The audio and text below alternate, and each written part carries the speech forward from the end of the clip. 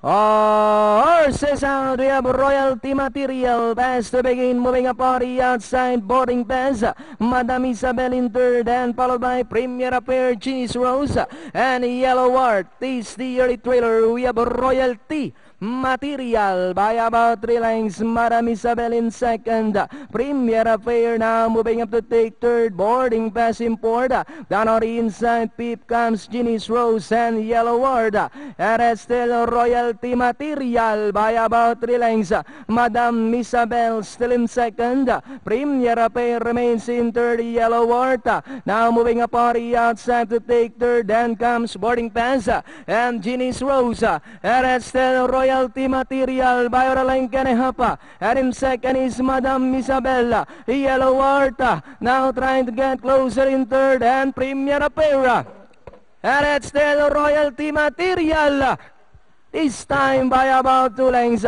Yellow Wart now moving up to take second, Premier Apera in third, Madam Isabel, and as they come down at the last 150, we have Royalty Material, and on the outside is Yellow Wart now to take the lead.